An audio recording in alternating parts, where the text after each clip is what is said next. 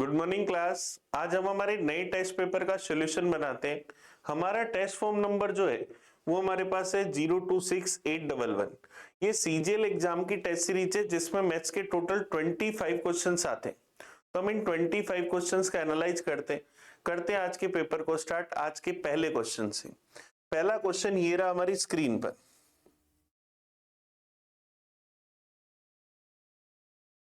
In a restaurant, the owner planned to do a work in 8 days with 4 machines, but after 2 days they find that only 40% of the work is done with the machine running for 6 hours a day. If they want to complete the work in planned time with the machine, how many hours per day the machine have to work? चलिए कोशिश करते। हम लोगों को पता है कि एक काम 8 दिन में हो सकता है 4 मशीनों की मदद से, लेकिन 2 दिन में सिर्फ 40% काम पूरा हो। 4 मशीनों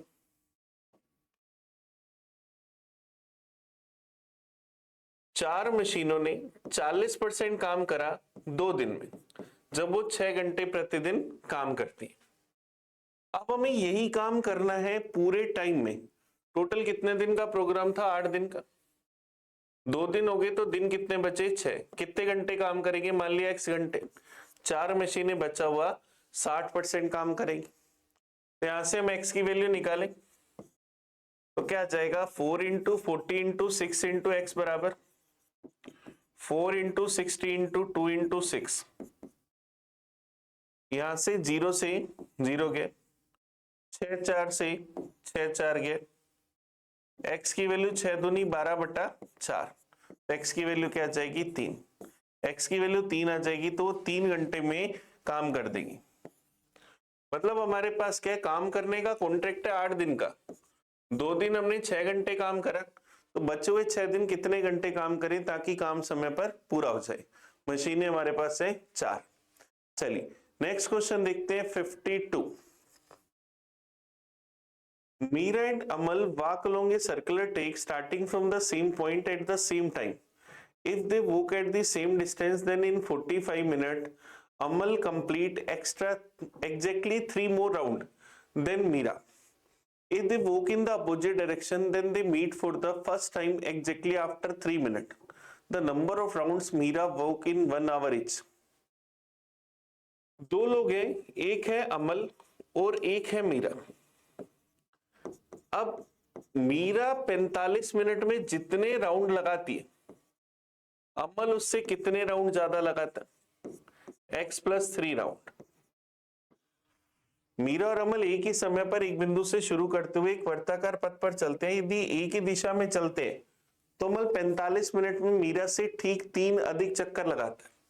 ये राउंड लगाए 45 मिनट। तो इनकी स्पीड अगर निकालें तो डिस्टेंस अपॉन टाइम x+3/45, ये अमल की स्पीड, ये मीरा की स्पीड।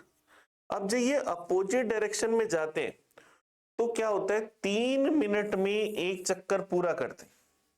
3 मिनट में विपरीत दिशा में चले तो ठीक मिनट बाद पहली बार मिलते हैं, मतलब एक चक्कर पूरा करते हैं। अपोजिट डायरेक्शन में मिलने का time relative distance upon relative speed. Time है 3 मिनट, दूरी है एक चक्कर की, रिलेटिव स्पीड दोनों की स्पीड का टोटल x+3/45 प्लस x/45। तो क्या जाएगा? 3 बराबर 45 अपॉन में 2x+3। 3 से गया 15 बार, तो 2x+3 बराबर 15, तो 2x बराबर 12, तो x बराबर 6। x बराबर अगर मेरे पास 6 आ गया तो इसका मतलब मीरा की स्पीड क्या आ गई? 6/45 राउंड पर मिनट। यहां से अगर मैं इसको काट दूं, यहां से अगर मैं इसको 3 से काट दूं तो क्या 2/15 राउंड पर मिनट।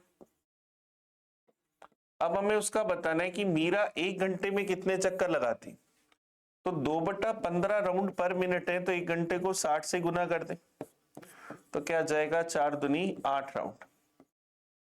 तो पर आवर वो कितने राउंड लगाएगी? 8। तो ऑप्शन बी हमारा आंसर आ गया। चलिए नेक्स्ट क्वेश्चन देखते हैं 53। Victoria purchase item whose combined face value was $4 lakh. He was offered a discount of 10% on the part of the payment made in cash and a surcharge of 2% on the part of payment made through credit card. If Victoria paid a total amount 3,78,000, how much did she pay by credit card including surcharges? Surcharge include करते उसने कितने रुपए पे करे?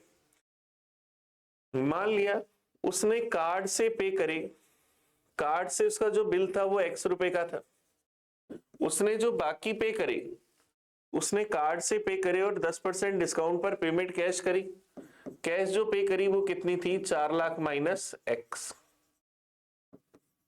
ऐसा हम लिख सकते हैं, कार्ड पर 2% एक्स्ट्रा है और कैश पर 10% डिस्काउंट है, तो X का उसने कितना पे करा? 102%। 4 लाख माइनस X का उसने कितना पे करा? 90%। और टोटल पे उसने कितना करा? 3,78,000।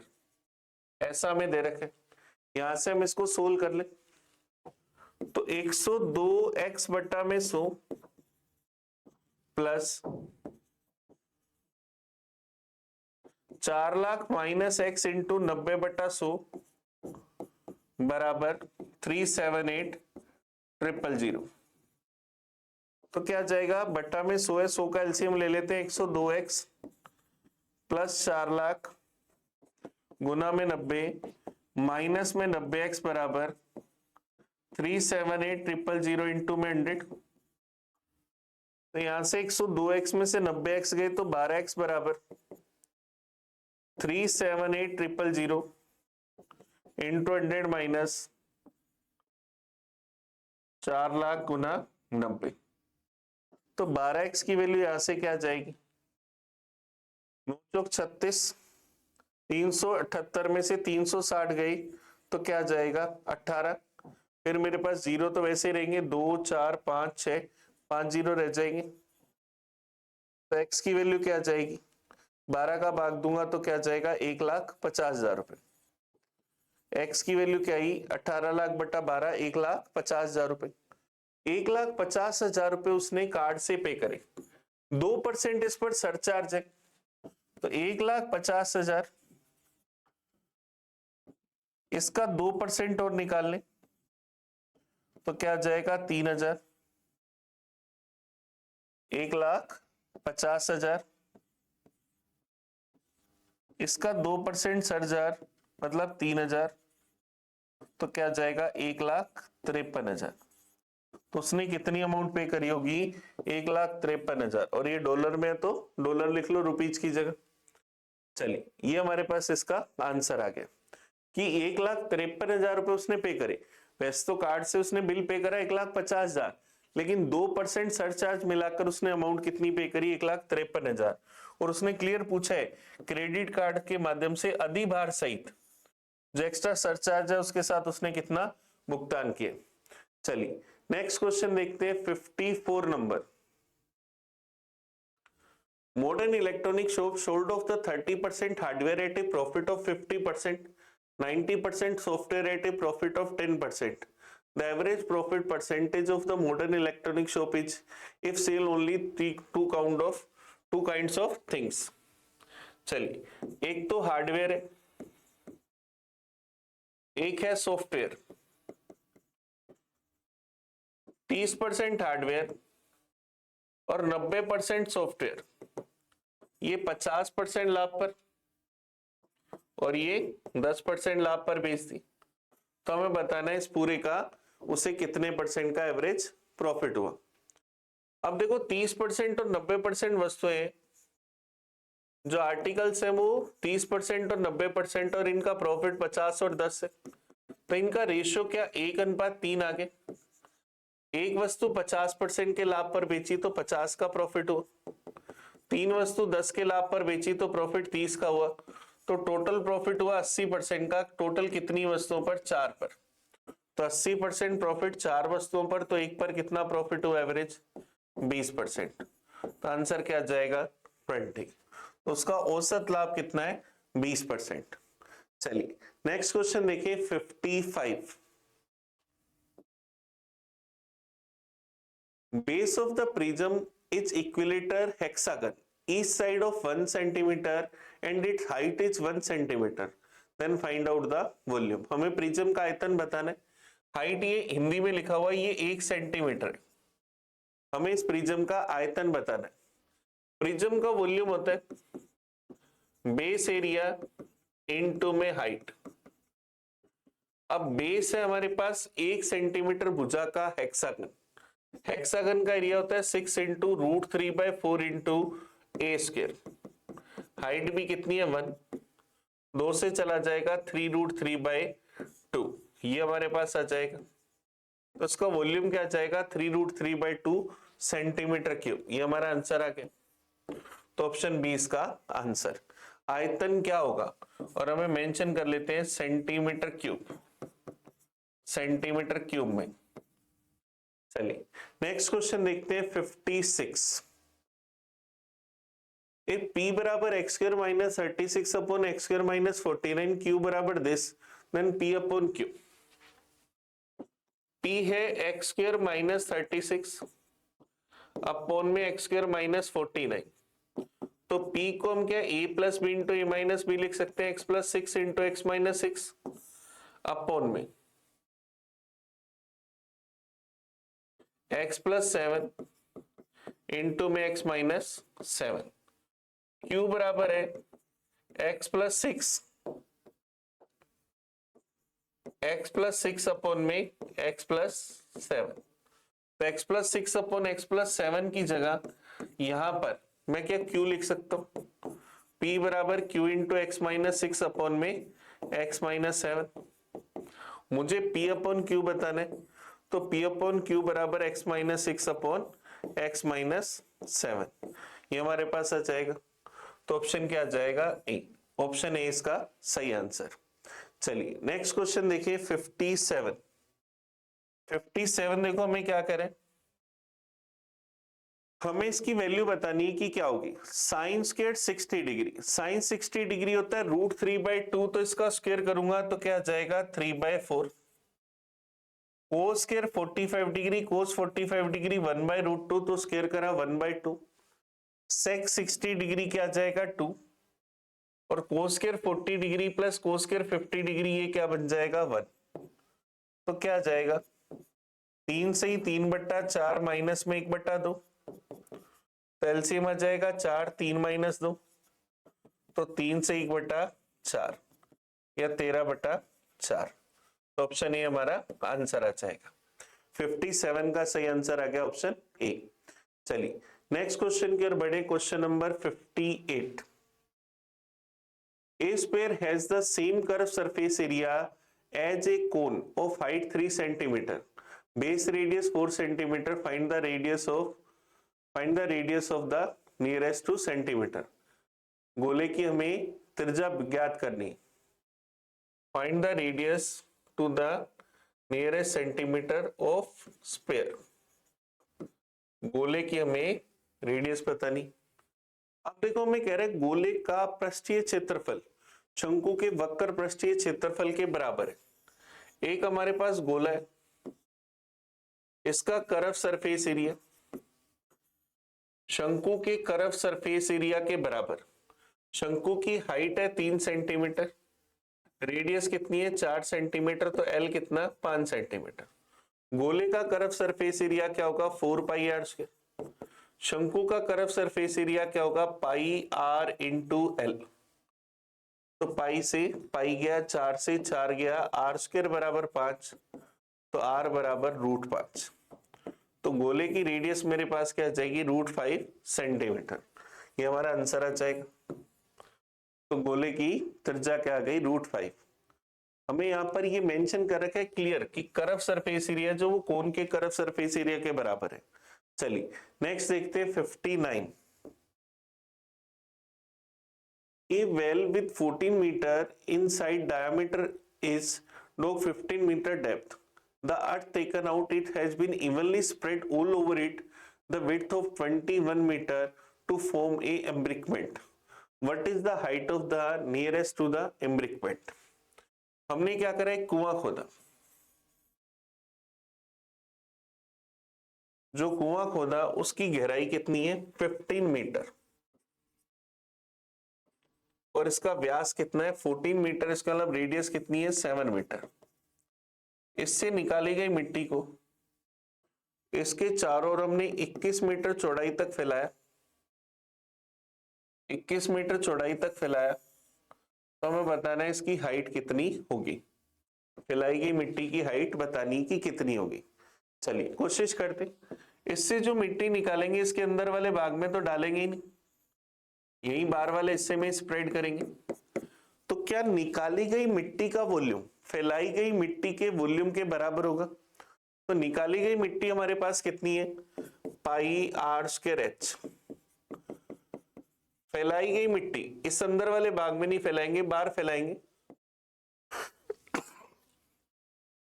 पाई आर स्क्वायर एच माइनस में पाई आर स्क्वायर एच। बाहर वाली रेडियस को कैपिटल आर से रिप्रेजेंट कर लेते हैं, अंदर वाले को स्मॉल आर से।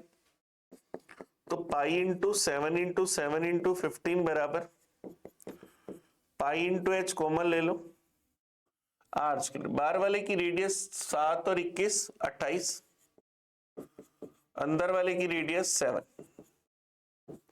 ऐसा हम लिख सकते हैं, पाई से पाई चला गया।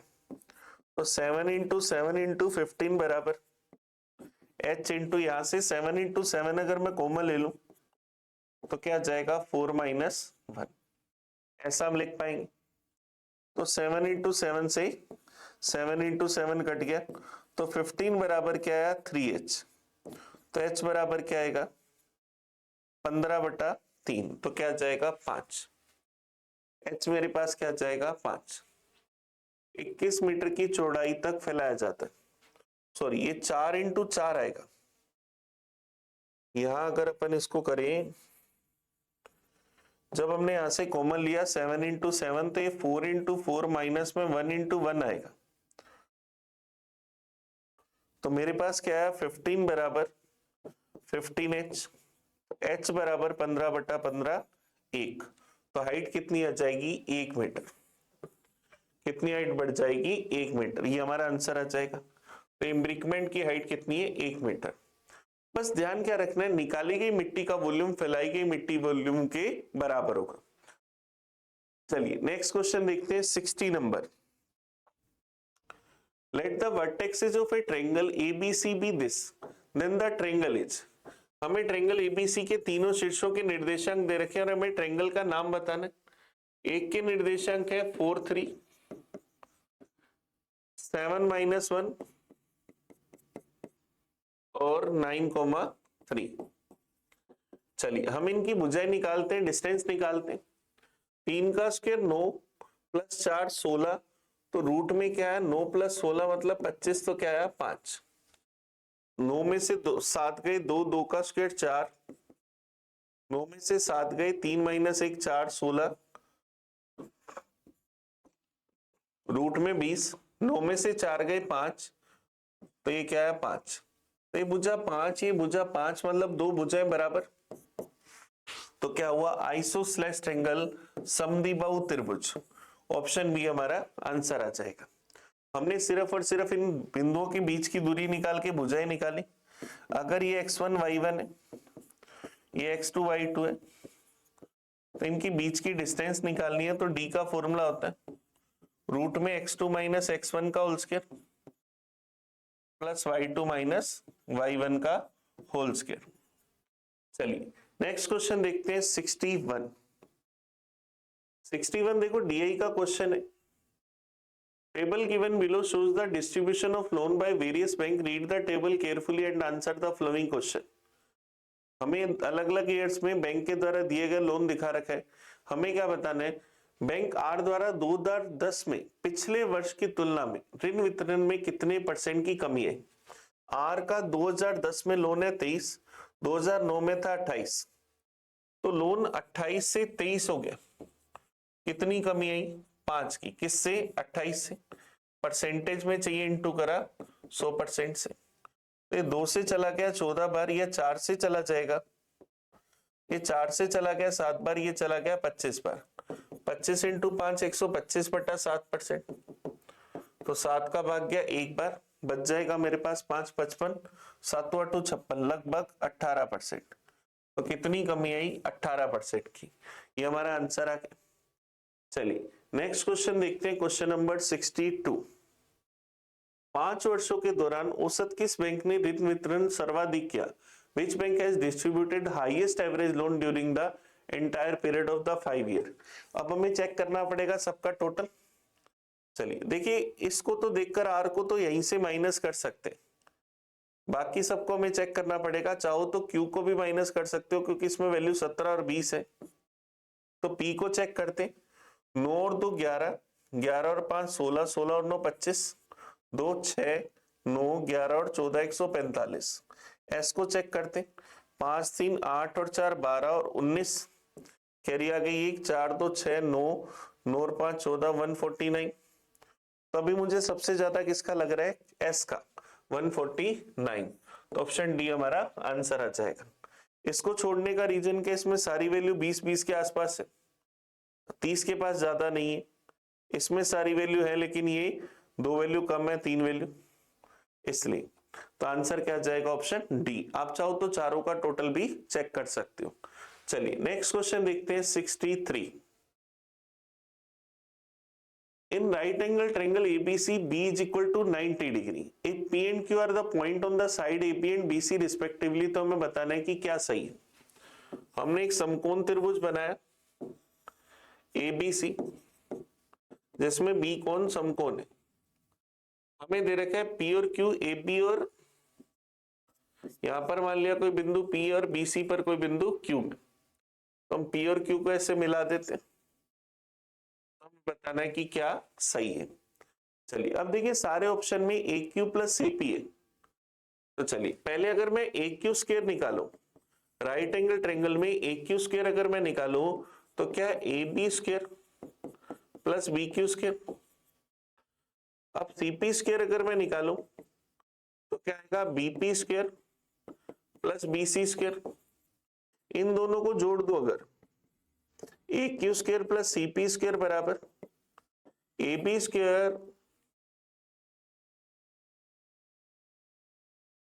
Square plus BC square. इन दोनों को अगर मैं देखूं तो A B square plus BC square तो क्या बनाएंगी? A C square.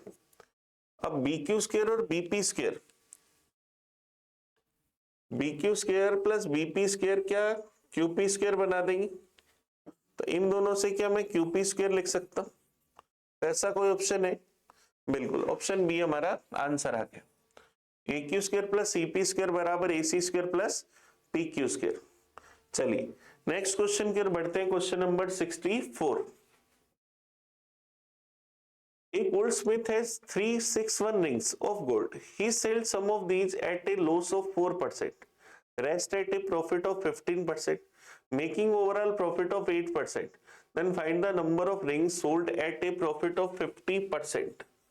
361 रिंग्स है, इसमें से कुछ बेची 4% लॉस पर, कुछ बेची 15% प्रॉफिट पर, ओवरऑल प्रॉफिट हुआ 8% का। एलिगेशन लगा दे, 15 में से 8 गए 7, 8 में से -4 गए 12, 7 अनुपात 12। 15% प्रॉफिट पर बेची की रिंग बतानी, 12 की वैल्यू बतानी। 361 बट्टा में 19 वैल्यू चाहिए 12 की। ये 19 से गया 19 बार, 19 इंटू 12 190 और 38 228। उसने कितनी रिंग 15% प्रॉफिट पर बेची? 228। ये हमारा आंसर आ जाएगा। चलिए नेक्स्ट क्वेश्चन की ओर बढ़ते, question number 65। In the given figure ABD बराबर सीडीबी बराबर पीक्यूडी बराबर 90 degree. ABD 90 degree, CDB 90 degree और पीक्यूडीबी 90 डिग्री। ये हम लोगों को दे रखा है। हमें ए बी और सी डी का रेशियो दे रखा है 3:1। तो हमें क्या करना है? सी डी और पी क्यू का रेशियो बताना है। हम जानते हैं कि हमारे पास पी क्यू क्या होती है? A B into C D upon में A B plus C D. तो पी क्यू क्या होगी? 3 इंटू 1 अपॉन में 3 + 1। तो पी क्यू क्या होगी 3/4 या 0.75। तो ये मेरे पास कितनी आई 0.75। अब मुझे किसका रेशियो बताना है सी डी और पी क्यू का। तो सी डी की वैल्यू 1 और पी क्यू की वैल्यू 0.75। तो ऑप्शन बी हमारा आंसर आ जाएगा, क्योंकि अगर ये 3 यूनिट है ये 1 यूनिट है तो वो मेरे पास 0.75 यूनिट आएगी इसकी मदद से। चलिए नेक्स्ट क्वेश्चन देखते हैं, क्वेश्चन नंबर 66। और जिनको ये थ्योरम याद नहीं होती उनको ये पूरा डेरिवेशन करना पड़ेगा, उनके लिए क्वेश्चन काफी टिपिकल हो जाएगा। चलिए नेक्स्ट क्वेश्चन देखते हैं 66। 6 pump of Kirloskar can fill a tank in 7 days. 2 similar pump of Usha can fill the same tank in 18 days. What is the ratio of their efficiency? 6 Kirloskar के pump है किसी टंकी को 7 दिन में फिल कर सकते हैं। 2 उषा के पंप है वो इसी टंकी को 18 दिन में फिल कर सकते हैं। तो हमें इन किर्लोस्कर और उषा के पंपों की एफिशिएंसी का रेशियो बताना है। तो 1 किर्लोस्कर का पंप 7 से 42 दिन लेगा, 1 उषा का पंप 18 दूना 36 दिन लेगा। तो इनके टाइम का अगर रेशियो निकाले 6 से काट दे तो 7:6। टाइम का रेशियो 7:6 तो एफिशिएंसी का रेशियो जस्ट अपोजिट 6:7। तो किर्लोस्कर और उषा की एफिशिएंसी का रेशियो 6:7। ऑप्शन बी हमारा आंसर आ जाएगा। चलिए नेक्स्ट क्वेश्चन देखते हैं, question number 67। Karl Pearson coefficient of skewness of a disturbance is 0.32 if standard deviation is 6.5 and mean is 29.6, the mode of the distribution is। अब माध्य 29.6 है, ये टाइपिंग मिस्टेक है, यहाँ आएगा 29.6। कार्ल पियर्सन विषमता गुणांक हमें दे रखा है, मानक विचलन दे रखा है, माध्य दे रखा है और हमें बताना है क्या द मोड ऑफ डिस्ट्रीब्यूशन, मतलब क्या बताना है जेड। हमें मोड जेड बताना है कि क्या होगा। अब देखो इसका फॉर्मूला अगर आपको पता है स्क्यूनेस का एस के बराबर एक्स बार माइनस में जेड अपॉन में क्या आ जाएगा स्टैंडर्ड डेविएशन। तो स्क्यूनेस का विषमता गुणांक है 0.32, एक्स बार मेरे पास 29.6 माइनस में जेड स्टैंडर्ड डेविएशन कितना है 6.5। तो इसको सोल्व कर ले, 0.32 इंटू 6.5 बराबर 29.6 माइनस में जेड, इन दोनों का गुना करें तो क्या जाएगा 5 दूनी 10, 0 कैरी आ गई 1, फिर क्या जाएगा 6 5 दिए 15 12, 15 और 12 27 28 कैरी आ गई 2, तो क्या जाएगा 2.080 बराबर 29.6 माइनस में जेड। तो जेड बराबर 29.6 माइनस में 2.08, यहां से क्या हो जाएगा 27.52, ये हमारे पास आ जाएगा। तो ऑप्शन ए हमारा आंसर आ जाएगा। तो मोड ऑफ डिस्ट्रीब्यूशन इज, ये हमें बताना है। चलिए नेक्स्ट क्वेश्चन की ओर बढ़े, क्वेश्चन नंबर 68। अब ये हमारे पास अगर फॉर्मूला आता है तभी हम कर सकते हैं, कोफिशिएंट ऑफ स्क्यूनेस निकाल सकते हैं, अदरवाइज नहीं। नेक्स्ट क्वेश्चन देखते हैं 68। An article is sold at a certain price. If it is sold at 37.5% of this price, there is a loss of 44.44%. What is the percentage profit when it's sold at a 90% of original selling price? तो उसे 44.44% का loss होता है, मतलब 4/9 का। तो article का cost price मान लिया 9, किसी पर्टिकुलर रेट पर बेच रहे थे नहीं पता, लेकिन जैसे उसके 37.5% पर बेचूंगा, मतलब 3/8x पर बेचूंगा, तो उसे लॉस कितना होगा 4 का। तो 9 में से 4 का लॉस हुआ तो सेलिंग प्राइस क्या है 5, सेलिंग प्राइस क्या है 5, 44 से 4% मतलब 4/9, तो लॉस हुआ 9, सेलिंग प्राइस 5 का, तो x की वैल्यू क्या आई 40/3। इसका मतलब पहले हम उसे 40/3 में बेच रहे थे। अब कह रहे कि पहले वाले विक्रय मूल्य के 90% पर बेचे, 9 वाली चीज 40/3 के 90% पर, तो इसका 90% निकाले तो क्या जाएगा 12 में बेचे तो कितना प्रॉफिट होगा? 9 वाली चीज 12 में बेची तो प्रॉफिट 3 का कितने पर? 9 पर। परसेंटेज में चाहिए, इंटू करा 100% से। 3/9 मतलब 1/3, तो 33 1/3%। तो ऑप्शन सी हमारा आंसर आ जाएगा। चलिए नेक्स्ट क्वेश्चन देखते हैं 69। A triangle PQR is drawn to circumscribe a circle of radius 6 cm such that segment QT and TR into which QR is divided by them point of cocenter T are length of 12 and 9 cm respectively. If area of triangle PQR is 189 cm square, then length of side PQH. हमारे पास एक ही triangle है, इसके अंदर एक circle है PQR। ये circle इसको किसी बिंदु T पर टच करता है। हमें पता है कि इनकी लेंथ कितनी है, QT की 12, TR की लेंथ 9। ये स्पर्श बिंदु होंगे, तो हमें क्या करना है, PQ की लंबाई बतानी। सर्किल की रेडियस हम लोगों को कितनी दे रखी है, 6 सेंटीमीटर।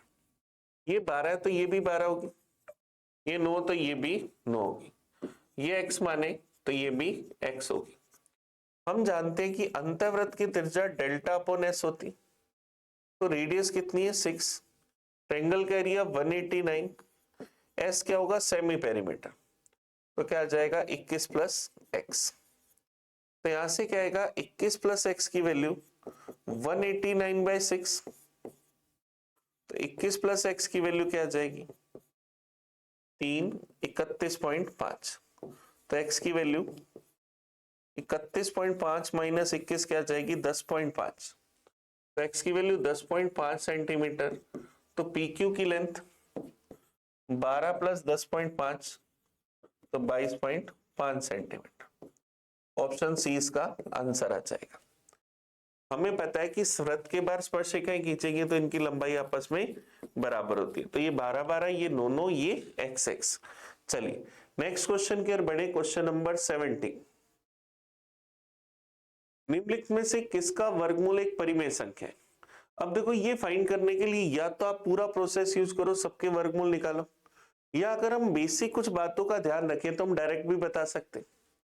हम लोगों को बताना है किसका वर्गमूल एक परिमेय संख्या है। कोई भी अगर परफेक्ट स्क्वायर होता है तो उसका यूनिट डिजिट अगर मैं आपको दिखाऊं तो 1 का स्क्वायर 1, 2 का स्क्वायर 4, 3 का स्क्वायर 9, 4 का स्क्वायर 16 तो यूनिट डिजिट 6, 5 का स्क्वायर 25 तो यूनिट डिजिट 5, 6 का स्क्वायर 36 तो यूनिट डिजिट 6, 7 का स्क्वायर 49 तो यूनिट डिजिट 9, 8 का स्क्वायर 64 तो यूनिट डिजिट 4, 9 का स्क्वायर 81 तो यूनिट डिजिट 1 और 10 का स्क्वायर 100 तो यूनिट डिजिट 0। तो कोई भी अगर परफेक्ट स्क्वायर है तो उसका यूनिट डिजिट 149650 होता है, तो 149650 होता है, तो ऑप्शन डी छोड़ दो। इसका यूनिट डिजिट हमारे पास 8 है, तो एक ऑप्शन तो यहां से कट गया। अब हम निकालते हैं इनके डिजिट्स का सम।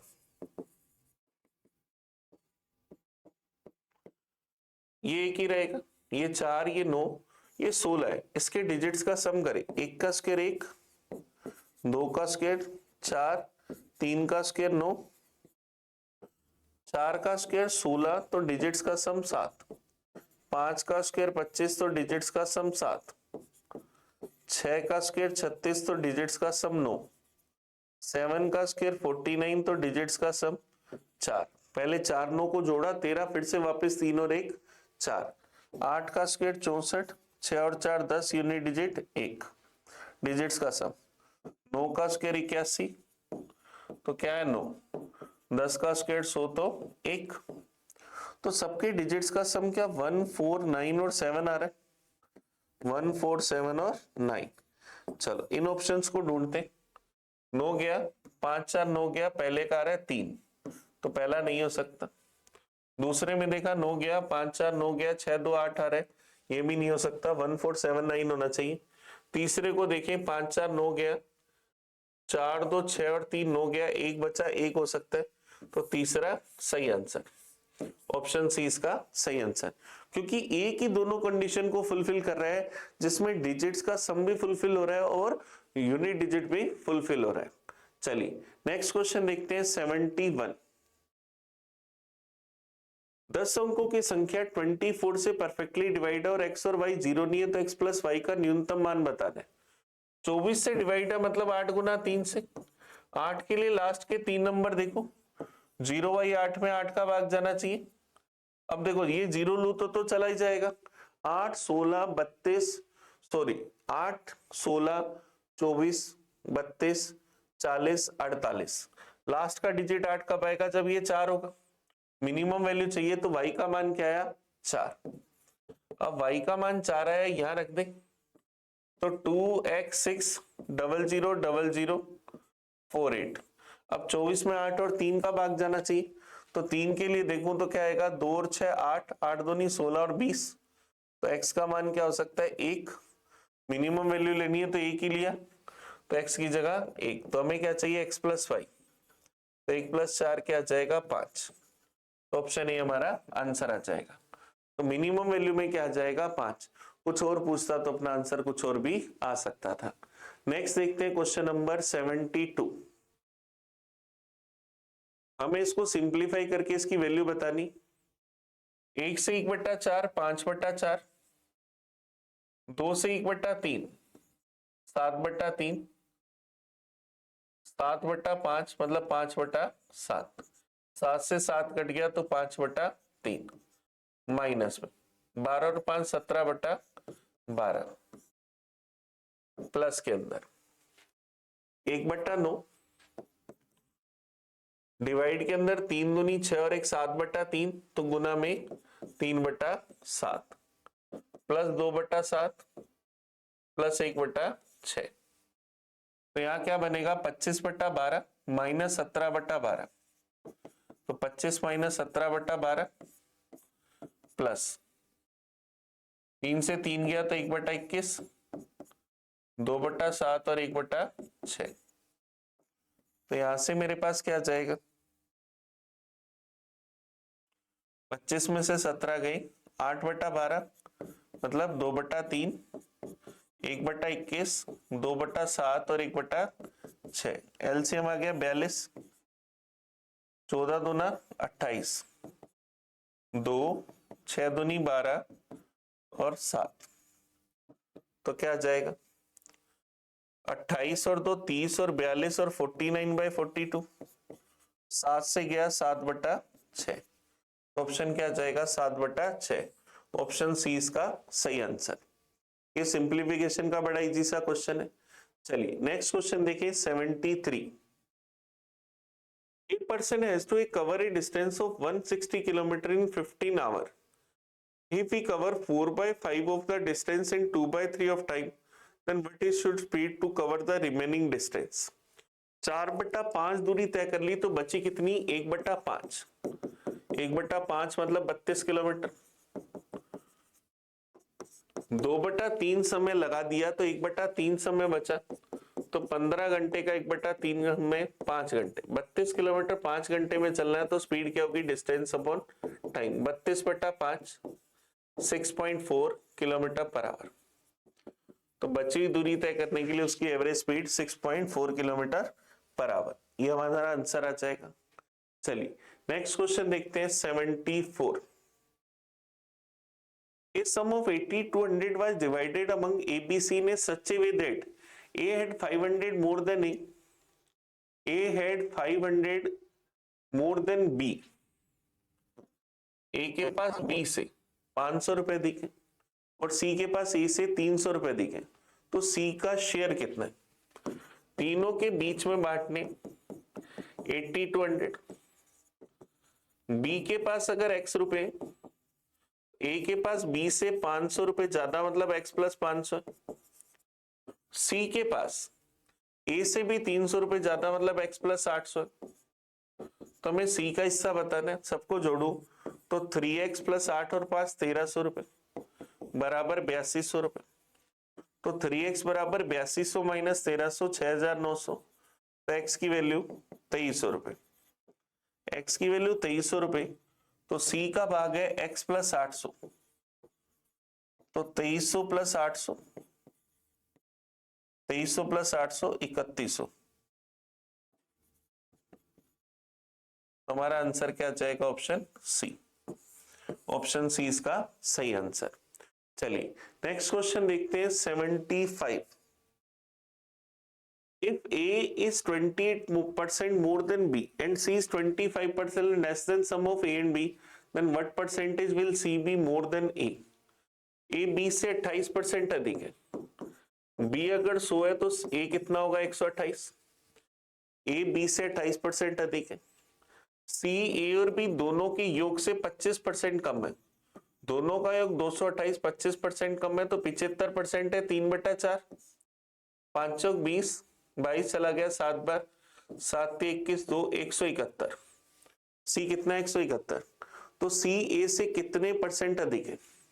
सी ए से कितना ज्यादा है? 43। किससे ज्यादा? 128 से। परसेंटेज में चाहिए, इंटू करा 100% से। 4 से चला गया 25 बार, 4 से चला गया 32 बार, 43 गुना 25 1075। 32 का कितना परसेंट है? 32 दिए 96, बच जाएगा 11 115। फिर चला जाएगा मेरे पास लगभग 3 बार 96, बच जाएगा 19।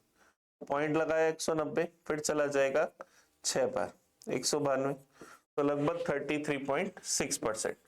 ऑप्शन डी हमारा आंसर आ गया। चलिए तो हमने क्या करा, आज पेपर के पूरे 25 क्वेश्चंस का एनालाइज करा। आप इस वीडियो को बड़े अच्छे से देखना, आपको कहीं भी कोई कंफ्यूजन हो, कोई डाउट हो तो मुझे कमेंट करके बताना। हम मिलेंगे नए पेपर में नए सॉल्यूशन के साथ, तब तक थैंक यू। मैं आपका अपना प्रिंस। पढ़ते रहे और आगे बढ़ते रहे। Thank you.